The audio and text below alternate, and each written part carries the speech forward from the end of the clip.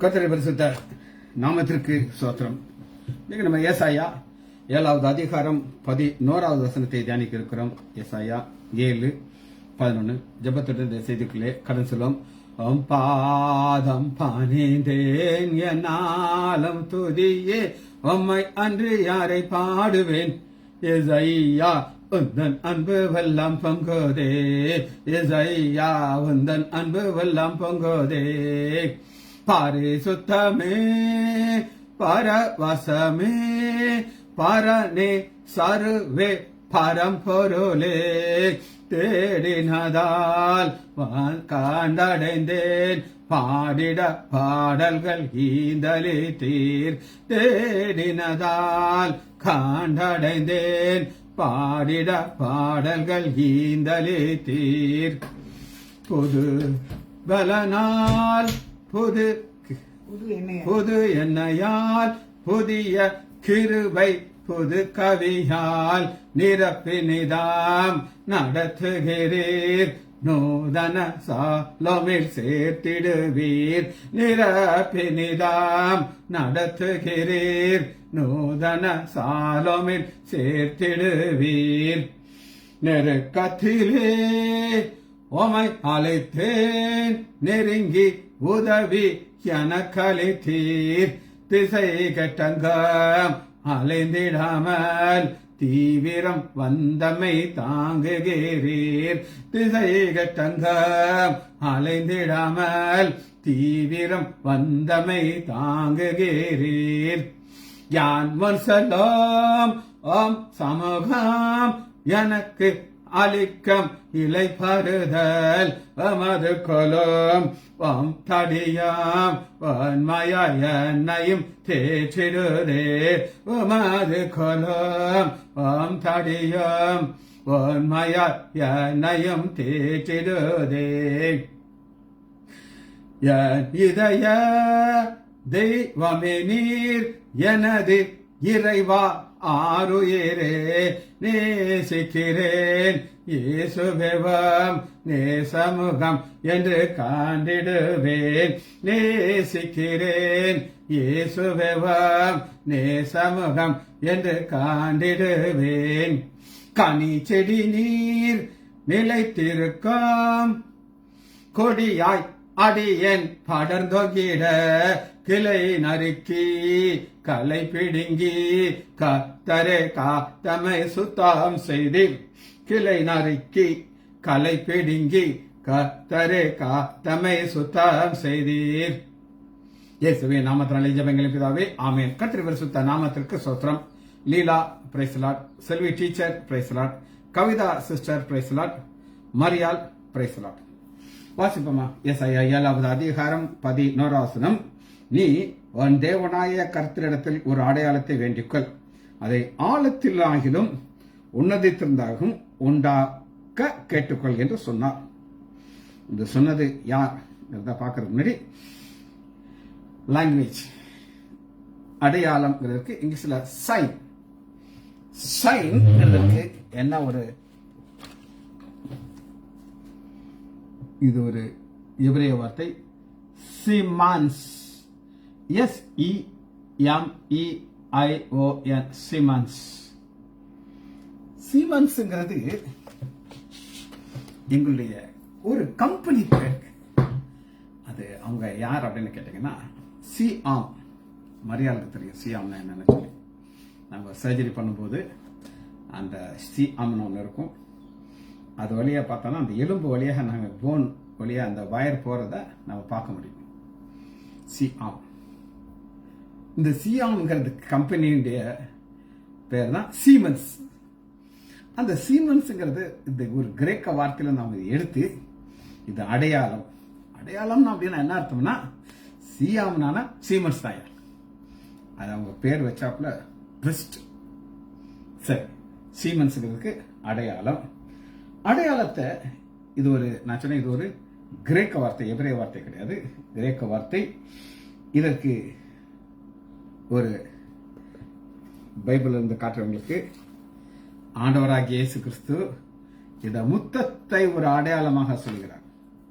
முத்தாம் ஒரு அடையாளம். மத்தேயு 24வது அதிகாரம். யூதாஸ் நம்முடைய ஆண்டவராகிய இயேசு கிறிஸ்துவை காட்டி கொடுக்கிறதுக்கு உபயோகிக்கிறது ஒரு முத்தாம். 24வது அதிகாரம் 48வது வசனம்.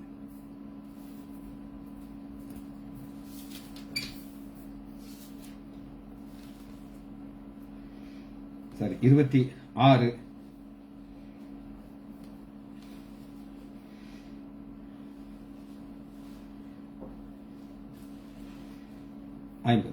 இயேசு அவனை நோக்கி, சிநேகிதனே, என்னத்தினால் வந்திருக்கிறாய்? அப்பொழுது அவர்கிட்ட போய் அவர்கள் முத்தத்தினாலே அவன் காட்டி கொடுக்கிறான். 48வது வசனம். அவரை காட்டி கொடுக்கிறவன், நான் எவனை முத்தம் செய்கிறேனோ அவன் தான், அவனை பிடித்துக் கொள்ளுங்கள் என்று அவர்களுக்கு அடையாளம் என்று சொல்லியிருந்தார். முத்தம் ஒரு சீமன்ஸ். நீங்க கேட்கலாம், இது என்ன புரியலையே அப்படின்னு நீங்க கேட்டீங்கன்னா அதுக்கு நான் ஒரு விளக்கம் சொல்றேன். இப்ப நம்ம எல்லாரையும் நமக்கு அடையாளம் தெரியும், வித்தியாசம். இது யாருன்னு சொல்லி ஏமாற்ற முடியாது. ஆனா பஞ்சாபி சர்தார்ஜியை நீங்க பாத்தீங்கன்னா எல்லா சர்தார்ஜியும் ஒரே மாதிரி தான் இருப்பாங்க நம்ம பார்க்கும்போது. சீனாக்காரங்களை பாத்தீங்கன்னா பார்த்தா எல்லாம் சப்பட்டா மூக்குல இருக்கும், எல்லாம் ஒரே மாதிரி இருக்கும். ஆனா அந்த ஊருக்காரங்களுக்கு வித்தியாசம் தெரியும். இங்க பிடிக்க வந்தது யார் அப்படின்னு கேட்டீங்கன்னா ரோம போர் சேவர்கள். ரோம போர் சேவர்களுக்கு எது ஆண்டவராகி இயேசு கிறிஸ்து, எது யூதாசு, எது அவன் இவன தெரியாது. ஒரு ஆளு உள்ள இருந்து காட்டி கொடுக்கணும். சீமன்ஸ். சரி, இதுதான் நம்பர் 1. இத இன்னொரு அடையாளமாக நான் உங்களுக்கு சொன்னேன், இது வந்து கிரேக்க வார்த்தை. அதனால நீங்க புதிய ஏற்பாட்டில் தான் நீங்க பார்க்க முடியும். ரோமர் 4வது அதிகாரம் 11வது வசனம். மேலும் விருத்தசனம் இல்லாதவர் காலத்திலே அவன் விசுவாசத்திலே அடைந்த நீதிக்கு முத்திரையாக விருத்த சேதனத்தை அடையாளத்தை பெற்றது. விருத்த சேதங்கிற அடையாளம், முத்தாம் ஒரு அடையாளம், சீமன்ஸ். விருத்த சேதனம் ஒரு அடையாளம். ஆண்டவராகிய இயேசு கிறிஸ்து மத்தேயு 12வது அதிகாரம் 39வது வசனத்தில் வாசிக்கிறவங்களுக்கு, அவர்களுக்கு இயேசு பிரதித்திரமாக, இந்த பொல்லாத விபச்சார சந்தாதியார் அடையாளத்தை தேடுகிறார்கள். யோனா தீர்க்கதரிசியின் அடையாளம் வேறு அடையாளம். 3 அடையாளம், 3 முறை சீமன்ஸ் சீமன்ஸ் சீமன்ஸ். சரி, இரண்டாவதாக நம்ம பார்க்கிறது எய்தர். எய்தர்ங்கிறதுக்கு ஒன்னு மேல இல்ல இந்த கீழே. வசனத்தை வாசிக்கிறேன். ஏசாயா 7வது அதிகாரம் 11வது வசனம். நீ தேவனிடத்திலே கர்த்தரிடத்திலே ஒரு அடையாளத்தை வேண்டிக்கொள், அதை ஆலயத்திலாகிலும் உன்னதத்தில் உண்டாகும். அதாவது எய்தர்ங்கிற வார்த்தை இங்கிலீஷ்ல இருக்கு, தமிழ்ல இருக்கு. இந்த எய்தர்ங்கிறதுக்கு இதுவும் நல்லா கேட்டுக்கோங்க, இது எபிரேய வார்த்தை கிடையாது, இது கிரீக். ஈ மேல ஒரு கோடு.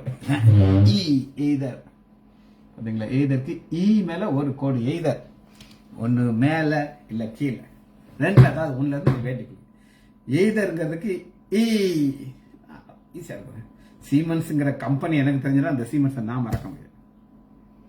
அடையாளம், ரைட். மத்தேயு 6வது அதிகாரம் 24வது வசனம். நம்ம ஆண்டவராகிய இயேசு கிறிஸ்து என்ன சொல்லுகிறார் அப்படின்னு கேட்டீங்கன்னா, 24வது வசனம் மத்தேயு 6:24. 2 எஜமான்களுக்கு ஊழியம் செய்யக்கூடாது. ஒருவனை பகைத்து மற்றவர்களை சிநேகிப்பான், அல்லது ஒருவனை பற்றுக்கொண்டு மற்றவர்களை அசட்டை பண்ணுவான். தேவனுக்கும் உலக பொருளுக்கும் ஊழியம் செய்யக்கூடாது. தேவனுக்கும் உலக பொருளுக்கும், எய்தர் தேவன் அல்லது உலக பொருள். லாங்குவேஜை கற்றுக்கொண்டதுல ஒரு சந்தோஷம் கிடைக்குது. ஏன் அப்படின்னு கேட்டீங்கன்னா, அன்னைக்கு ஆண்டவராகிய இயேசு கிறிஸ்துவின் வாயிலிருந்து இப்படிதான் அப்படின்னு சொல்லியிருக்காரு. 4 மத்தேயு 12வது அதிகாரம் 33வது 12:33.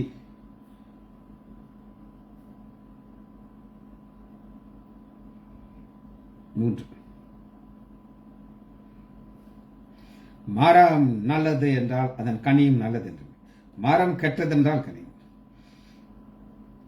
நல்லது அல்லது கெட்டது, நல்லது கெட்டது, சிம்பிள். 1 கொரிந்தியர் 14வது அதிகாரம் 6வது.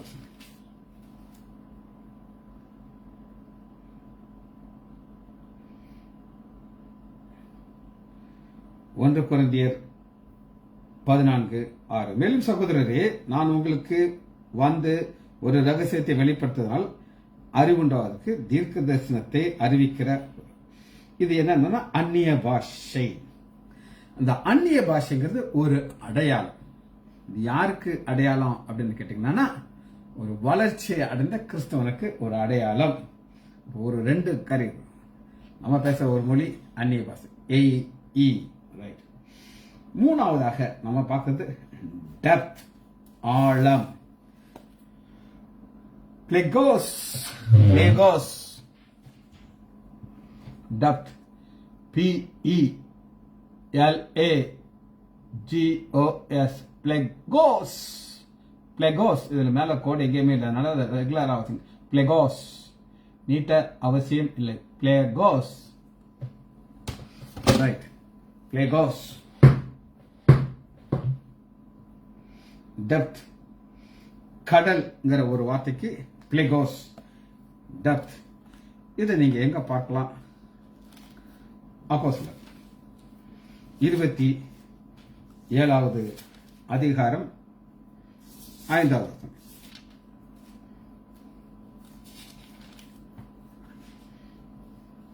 பின்பு சிசரியா பம்பாலியா நாட்டுகளின் கடல் வழியாக ஓடி பிளேகோஸ், ஆழம், கடல் வழியாக ஓடி. மத்தேயு 18வது அதிகாரம், ஆழம். இதுதான் கிளியரா. மத்தேயு 18வது அதிகாரம் 6வது வசனம். இடத்துல விசுவாசமா இருக்கிற இடர்கள் உண்டாக்கினால் அவன் களத்திலே எந்திரக்கலை கட்டி சமுத்திரத்தின் ஆழம், பிளேகோஸ்.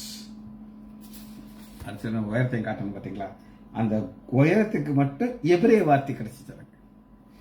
நான் எவ்வளவு எஃபர்ட் எடுத்து நான் அதை செய்யறேன். அது என்ன பாப்போமா? ஹைட், பாருங்க. ஹைட்,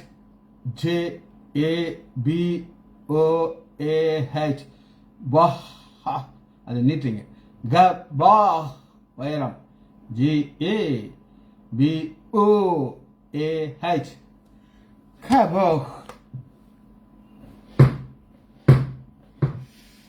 இது எபிரேய வார்த்தை அப்படின்னு நான் உங்களுக்கு சொன்னேன். அதனால ஆதியாகமம் 7வது அதிகாரம் 19வது வசனத்துல நீங்க இந்த ஆழத்தை நீங்க பார்க்கலாம். 7:19. ஜலம் பூமியின் மேல் மிகவும் அதிகமாக பெரியினாலே வானத்தின் கீழ் எங்கும் உள்ள உயர்ந்த மலை, வானத்தின் கீழ் உள்ள உயர்ந்த உயர்ந்த மலை. இது தண்ணீர் போயிருக்கிற இடம். சவுலுடைய ஹைட்டை விளக்குறதற்கு 1 சாமுவேல் 9வது அதிகாரம் 1 சாமுவேல் 9வது அதிகாரம் 2வது வசனம்.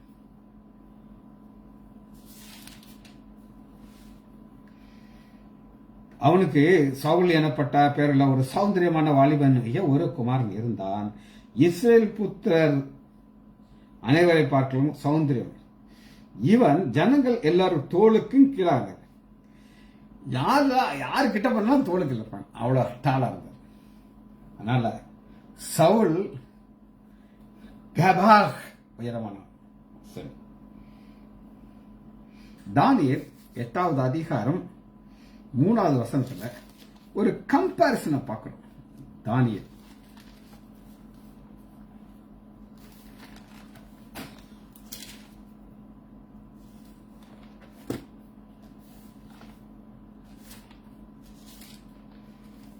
ஒரு ஹைட் பர்ஷியா மேதியா ராஜ்யத்தை கம்பேர் பண்றதுக்கு ஒரு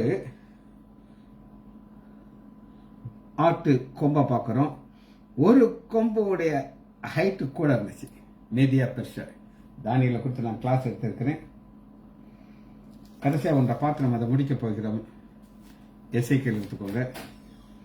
21வது அதிகாரம்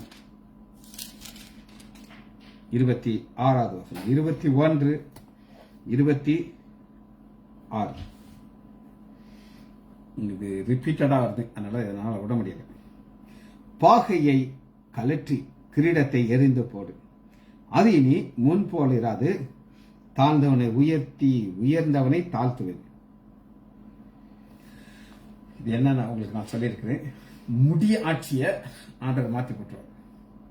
இனி தாழ்ந்தவன்னா ஒரு செருப்பு தைக்கிற ஒரு ஆளா இருந்தாலும் சரி, அவர் ஜனாதிபதியாக அமெரிக்காவுக்கு ஆக முடியும். அதனாலதான் இந்த வசனத்துல பாகையை கலற்று கிரீடத்தை எடுத்து போடு, ராஜா தலையில இருக்க கிரீடம் தூக்கி போட்டு, அது இனி முன் போல் இராது, தாழ்ந்தவனை உயர்த்தி உயர்ந்தவனை தாழ்த்துவேன். கேபா கீழே போயிடும். லாங்குவேஜ் நம்ம கத்துக்கிட்டாச்சு. நம்ம வசனத்துக்குள்ள போகிறோம். 7வது அதிகாரம் 11வது வசனம். இதுல அவருடைய யார் பேசுகிறார்கள் நான் உங்களுக்கு காட்டப் போகிறேன். 7வது அதிகாரம் 10வது வசனத்துல இந்த கான்வர்சேஷன் ஆரம்பிக்கிறது. பின்பு கர்த்தர் ஆகாசை நோக்கி, கர்த்தர் பேசுறாருன்னு சொல்லி இதை ஆரம்பிக்கும் பொழுது 13வது வசனம் பாருங்க. அப்பொழுது ஏசாயா தாவீதின் வம்சத்தாரு. ஏசாயா பேசுறது கர்த்தர் பேசுறது ஈக்குவல். ஸோ அந்த கான்வர்சேஷன் கர்த்தர்னு சொல்லி ஆரம்பிக்கும் போது இங்க எப்படி கண்டினியூ ஆகுது அப்படின்னு கேட்டீங்கன்னா சரி. இப்ப இங்க நம்ம பார்க்கக்கூடிய ஒரு வார்த்தை அடையாளம்.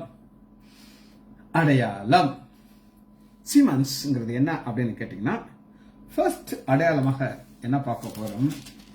8வது அதிகாரம் 18வது வசனம். இதோ நானும் கர்த்தர் எனக்கு கொடுத்த பிள்ளைகளும் சீயோன் பர்வதத்திலே வாசமாயிருக்கிற சேனைகளின் கர்த்தராலே இஸ்ரவேலிலே அடையாளங்களாக அற்புதம். இது எனக்கு ரொம்ப ரொம்ப ரொம்ப பிடிச்ச வசனம் அப்படின்னு கேட்டீங்கன்னா, அடையாளம். இன்னைக்கு உங்களை பார்க்கிறவங்க ஆண்டவராக இயேசு கிறிஸ்துவை பார்க்கணும். இல்லைன்னா பிரச்சனை உங்களுக்கு உள்ள இருக்குது, உங்களுடைய வாழ்க்கையில இருக்குது. நான் அநேகருடைய வாழ்க்கையை நான் பார்க்கும்போது ஏன் ஒரு பிரச்சனை இருக்குது அப்படின்னு கேட்டீங்கன்னா, அந்த மோட்டிவ்ங்கிறது வேற மாதிரி இருக்கு. எல்லாம் நீங்க ஊழியறீங்க இல்ல, நான் சொல்லல. ஒரு நடந்த சம்பவத்தை சொன்னா தான் அந்த மோட்டிவ்னா என்னன்னு உங்களுக்கு புரியும். இரட்டை கொலை அப்படின்னு நீங்க கேள்விப்பட்டிருக்கீங்க. ஒரு இன்கம் டாக்ஸ் ஆபீசரும் அவருடைய மனைவியும் கொலை செய்யப்பட்டார்கள். நான் அதில் இன்வால்வ் ஆகிட்டேன்னு சொல்லியிருக்கேன் உங்களுக்கு. ஒரு ஃபோன் வந்துச்சு அவருக்கு. என்ன வந்துச்சுன்னா கேட்டாங்கன்னா, டாக்டர் லைசாண்டர் ஆஸ்பத்திரியில் எங்களுக்கு ஹார்ட் ஆப்ரேஷன் பண்ண இருக்குது, நீங்கள் எங்களுக்கு ஜோம் பண்ணணும், ஹாஸ்பிட்டல் ஆகுதுன்னு ஒரு ஃபோன் வந்துச்சா. இவர் மொப்பாட்டில் நேராக வந்துட்டார். வந்த வழியில் அவர் யோசிச்சிருக்காரு, எங்களை பல வருஷமாக தெரியும், ஹார்ட் ஆப்ரேஷன் செய்ய மாட்டாங்களேன்ட்டு என்னையை தேடி வந்தார். நான் உட்காந்துக்கணும்னு சொன்னேன். அப்போ என் மனைவியை நான் ஃபோனில் பேசணும். அப்போ இந்த செல்ஃபோன்லாம் இல்லாத காலம் அது. லேண்டில் இருந்து கூப்பிட்டு என்னம்மா கேட்டார். மனைவி சேஃபாக இருக்கணும்னு முடிச்சிட்டார். போறாரு, அவர் கொலை செய்யப்பட்டார். அந்த கொலை செய்யப்பட்டதுல என்ன ஒரு பிரச்சனை அப்படின்னு நீங்க கேட்டீங்கன்னா, மோட்டிவ். நிறைய இன்ஸ்பெக்டர்ஸ், நிறைய சிபிஐ ஆபீசர்ஸ் எல்லாரும் என்னை பார்க்கறாங்க. நான் அதில் டைரக்டா இன்வால்வ் ஆயிட்டேன். நான் இல்லை, நான் அவங்களுக்கு எல்லாருக்கும் நல்லா தெரியும். நான் கேட்டேன், இல்லைங்க ஏன் உங்களால கண்டுபிடிக்க முடியல? சார் மோட்டிவ் தெரியல சார் அப்படின்றாங்க. அப்ப இன்னைக்கு ஏன் நம்மளால அடையாளங்களாகவும் அற்புதமாக இருக்க முடியலன்னா மோட்டிவ். நீங்க ஒரு பணங்கிற ஒரு காரியத்தை முன்னாடி வச்சுக்கிட்டு ஒரு சில காரியங்கள் செய்தீங்கன்னா ஆண்டவர் வாய்க்க செய்ய மாட்டார். அது அடையாளமாக மாற்ற முடியாது. சரி, இதற்கு அடுத்த ஒரு அடையாளத்தை நான் காட்டுறேன். ஏசாயா 37வது அதிகாரம்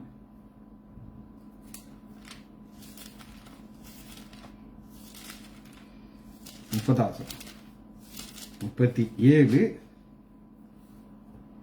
30.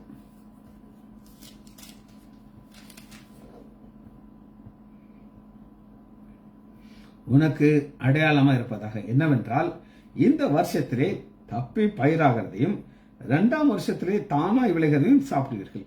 3ஆம் வருஷத்திலோ விளைந்து அறுத்து திராட்சை தோட்டத்தை நாட்டி அவைகளின் கனி புசிப்பீர்கள். இது யாருக்கு? எல்லாத்துக்கும் கிடையாது. 31 யூதா வம்சத்தார் தப்பி மீதியா இருக்கிறவர்கள் மறுபடியும் கீழே வேர் கொண்டு கனி கொடுப்பார்கள். மீதியா இருக்கிறவர்கள் எருசலேமிலும் தப்பி சியோன் மலையிலும் இருந்து புறப்படுவார்கள். இது தேவனுடைய கர்த்தருடைய வைராக்கியம் இதை செய்யும். இது ஒரு அடையாளம். இது என்னன்றதை நம்ம இப்ப எக்ஸ்பிளைன் பண்றதுக்கு நிறைய டைம் கிடையாது. ஆனா தப்பி, நான் என்னைக்கோ மறித்து போக வேண்டிய என்னைய தப்பி அந்த உயிரோடு வச்சிருக்கிறார். காரணம் அவருடைய வைராக்கியமான கை இதை செய்யும். 38வது அதிகாரம் 7வது அடுத்த அடையாளம் உங்களுக்கு நான் திரும்ப சொல்றேன்.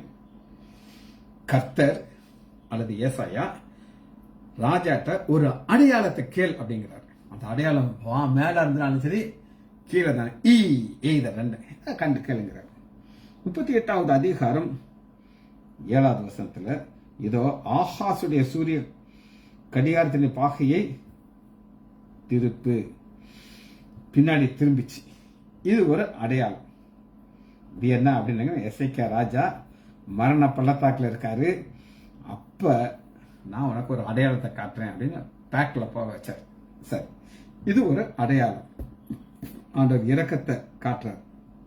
அது 38வது அதிகாரம் 22வது வருஷத்துல அடுத்த அடையாளத்தை காட்டுறாங்க. அப்பொழுது எசேக்கியா, நான் கர்த்தருடைய ஆலயத்துக்கு போவதற்கு அடையாளம் என்ன? அடையாளம் என்னன்னா, உன் நோய் சரியாகிறதுக்கு அத்திப்பழ அடையை போடு. 21 அத்திப்பழ அடையை கொண்டு வந்து பிளவின் மேல் பற்று போடுங்கள், அப்பொழுது பிழைப்பான் என்று ஏசாயா சொல்லியிருந்தார். டாக்டர் ஏசாயா. இந்த வசனம் எனக்கு கிடையாது, டாக்டர்மார்களுக்கு ஒரு பெரிய போனஸ். ஏன்னா சில பெந்தேகோஸ்ட் பாஸ்டர்கள் எங்கிட்ட வந்து உங்கள்கிட்ட எல்லாம் வரமாட்டாங்க. டாக்டர், நீங்க மருந்து குடிக்கிறீங்க, ரைட்டு, உங்களுக்கு விசுவாசம் இருக்கா இல்லையா அப்படின்னு என்கிட்ட கேட்பாங்க. நான் சொன்னேன், இந்த வசனத்தை காட்டுவேன். ஆண்டவர் சுகத்தை கொடுத்துட்டேன்ட்டார். அடையாளம் என்ன ஆண்டவரே அப்படின்னு நீங்க கேட்டீங்கன்னா 10 போடுன்ட்டு. அத்திப்பழ அடை 10 போடு. இதான் அடையாளம். எங்களுக்கு ஒரு அடையாளம். சரி, இருக்கட்டும். 5வதாக அடுத்த ஒரு அடையாளத்தை நம்ம பார்க்க போறோம். நியாயாதிபதிகள் 6வது அதிகாரம் 37, 39 இப்ப கிதியோன் யுத்தத்துக்கு போன கிதியோன் ஆண்டவர்கிட்ட அடையாளம் கேட்கிறான். ஃபர்ஸ்ட் என்ன அடையாளம் கேட்கிறார் அப்படின்னு கேட்டீங்கன்னா 37, இதோ நான் மயிருள்ள ஒரு தோலை களத்திலே போடுவேன், பனி தோளில் மேல் மாத்திரம் பெய்து பூமியில் காலது. இது ஒரு அடையாளம், என்னை ரட்சிப்பிற்கு. அது நடந்துருச்சு. 39, 30 கிதியோன் ஆண்டவன் நோக்கி, ஆண்டவன் இன்னொரு தடவை எனக்கு கோவக்கூடாது, தோளினால என்னோட ஆச்சு, தோல் மாத்திரம் காஞ்சிருக்கணும், மற்ற இடத்துல பணி வச்சிருக்கணும். கேட்கறதுக்கு ஆண்டவர். ஏன்னா இந்த அடையாளம் ஏன் கொடுக்கிறாருன்னா, நீ போ, என்னை நம்பு, நான் உன் கூட வருவேன். இது ஒரு அடையாளம். சரி, எரேமியா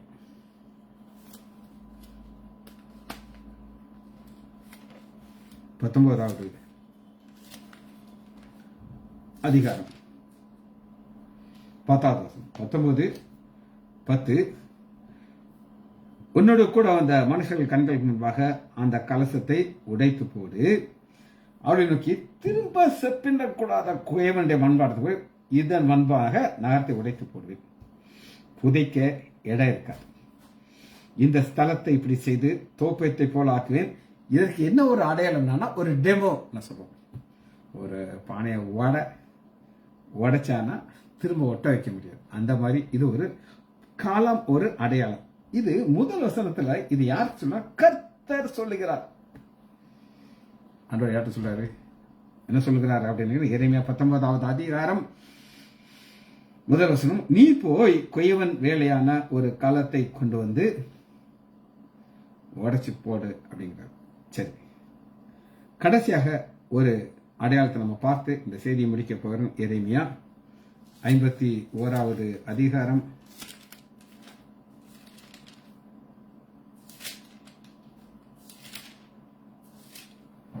63வது வசனம். நீ புஸ்தகத்தை வாசித்து தீர்ந்த பின்பு அதை ஒரு கல்லிலே கட்டி ஐப்ராத் நதியில எரிந்து விடு.